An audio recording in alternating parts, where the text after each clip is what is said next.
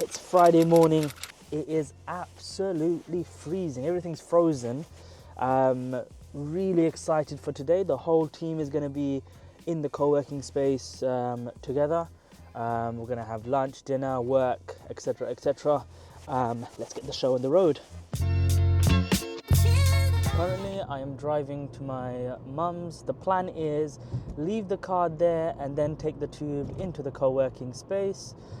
That's just so in the evening when I come back, I'm not having to come all the way here and then drive to my mum's to go and chill with family. To do this startup that I'm doing, I have to say I am so grateful to the support network I have around me, from my wife to my mum, my dad, my in-laws, everyone around me, super supportive. The truth is, I don't think I could be doing this whole peer thing were they not in existence, to be honest. So yeah, shout out to my whole support network, my family, my friends too, in fact. All of my friends, super supportive. So shout out to everyone who's supporting me on this journey, because the fact of the matter is, without you guys, I can't do this. I have to have a job. I have to make sure I've got income coming in every day. I have to make sure I finish at 5 o'clock every day. I can't be running around, staying till late, working at midnight, working at 3 a.m. I can't be doing none of that. I remember when we first started the podcast, Abdul was all the way in Coventry, right? And we had to record some of our episodes just to meet the deadline. They had to be published in accordance to the schedule that we planned. And so some days he'd be on call, I'd be on call, we'd finish very late, and we'd meet up at like 1 a.m. on campus at King's and record an episode and then go home, edit it, publish it. And that sort of consistency has helped us get to where we are today. So yeah, consistency, turning up, lots and lots of support, super grateful. You need these sort of, they're unfair advantages. Not everyone has these advantages, just like the people in San Francisco have a different type of advantage. So yeah, super grateful, and it's what is keeping the show on the road and letting us constantly progress.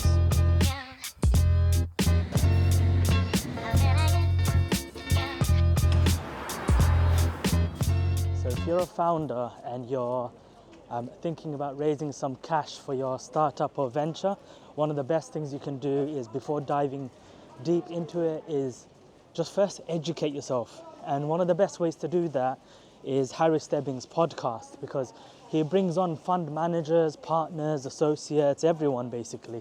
And you get a glimpse into their world and you get to really understand how they think, how they invest, what they're looking for, what type of founder they're looking for.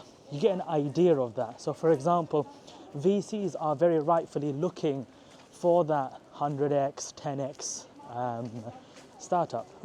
So yeah, it's very important to learn how VCs invest. It's very important to understand what they're looking for, how they raise money. It's important to understand what stage they invest at, what return they're looking for. Overall, it's very important to understand the investors' point of view. It's not just about you receiving some cash. And don't forget, you're not looking just for cash.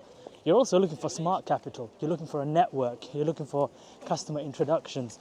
You're looking for how they can also help you grow as a founder, as a company, and build it. And one thing that is very important to understand about VCs, I guess, is they're not looking for lifestyle businesses or small businesses. They really do want this to be a mega company. But it's also important to understand that there's other ways to reach success, right? You've got MailChimp, who I think bootstrapped all the way to a $12 billion acquisition. Then you've got angel funding, you can do crowdfunding, you can even do charitable grants and things like that out there as well. So there's loads of different funding options as well. You've got to learn about that. You've got to learn about their incentives, how they work, and take it from there. So I myself, as an early stage founder, one of the things I'm doing is just aggressively learning everything, because there's no doubt that probably going to have to raise another round. And it's important to understand what are the next batch of investors looking for. What growth do I have to show them? What do I have to show them in terms of team, ability? What have I validated? What have I shown? All of these things have to come together. And to educate myself, Harry Stebbings' podcast, brilliant. There are friends and other founders that are miles and leagues ahead of me. They're in the States, they're all across the world as well. And they've raised loads and loads as well from various different options as well. And being able to just sit with them, chat with them, get some help from them, learn from them is always a great way to learn this game as well. And of course, just like all these videos, finding other founders, their experiences, going on YouTube. There are some courses out there, but there's a lot out there where you can just self-train the game. So there's a lot of content out there where you can actually educate yourself. And of course, when you've got someone backing you, you've got that unfair advantage where you've got mentors and coaches.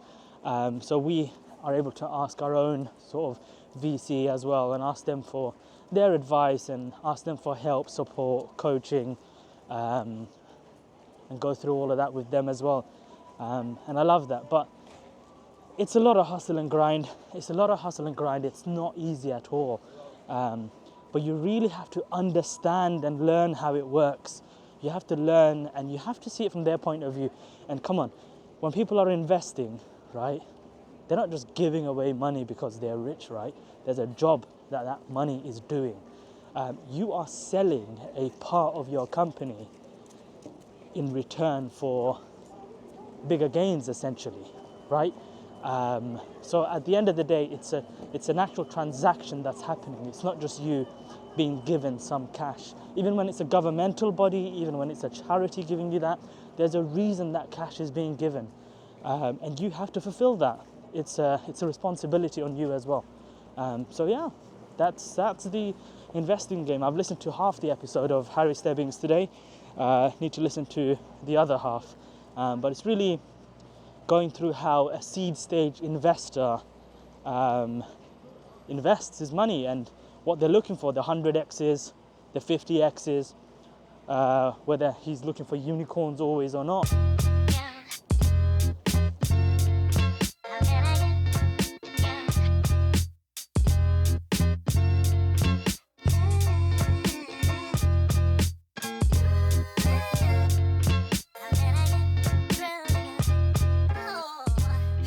So we've all caught up as a team now. We've all seen some of the features that are going to be pushed live, seen most of the product that's been developed already. We're going to go get some lunch. It's a late lunch. It's 5 p.m. We're going for lunch now. It looks like it's going to be a late Friday again, but again, you gotta love the journey and we're really excited to deliver this product. When you're at a company, building culture is so important. It's so important that you're not just 100% remote in my eyes. You wanna sit together, you want to eat together, you want to chill back together, win together, cry together, all of that stuff. But I think culture is so important. So we've got to build a very exciting, fun startup to also be a part of. It's because it's hard. Amongst the difficulty, you need that bit of fun. Oh, man.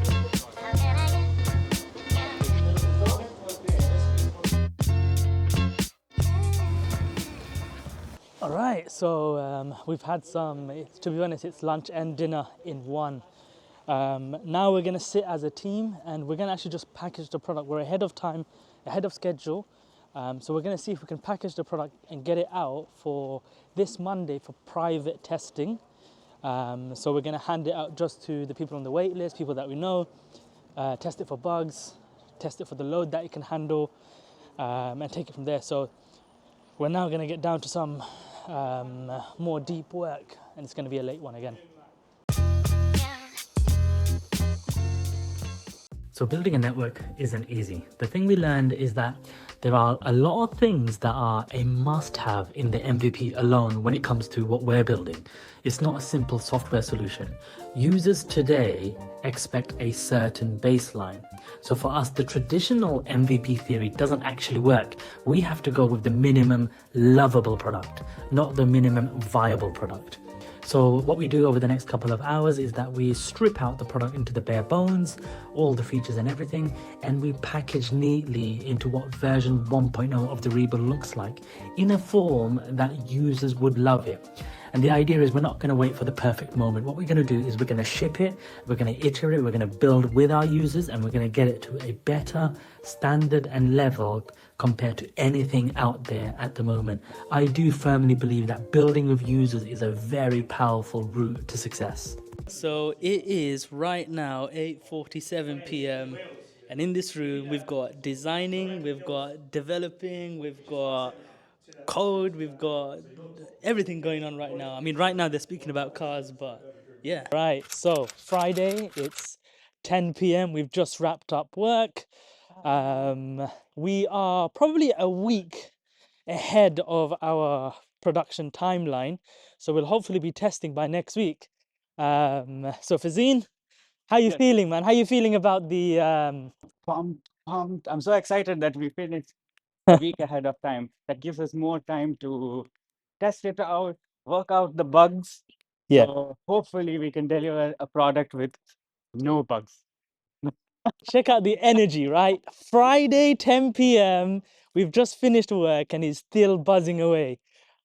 This is what the energy has to be like at startups. Fazin, you've been at other startups as well, though. What's the why join a startup, man? Startups are insanely hard. You work very hard. Yes, it's like everything's always on fire. What is the thing that you would say is enjoyable about being a part of a startup? So, there are things that people are always passionate about, isn't it? Yeah. And you always see a sparkle in someone's eyes when they talk about something that they're passionate about. Yeah. Now, having the privilege to not only talk about what you're passionate about, but just do it, it doesn't feel like work. It's not work. This is my, Friday evening fun. That would be insane, right? If all of these hours that we're putting in, we'll have thousands of users using what we've built together, what we've designed together, coded together, planned together. So that'll be insane. So all of this is going to be launched very soon. It'll be available for private testing and then public testing, and then open to everyone in the health and life sciences. So that's doctors, nurses, allied healthcare professionals, people in health tech, people in medical device companies, pharma, anyone in the sphere at all. Just a curious person who loves health and life sciences, isn't it? Exactly. So yeah, keep an eye out. This is really exciting now.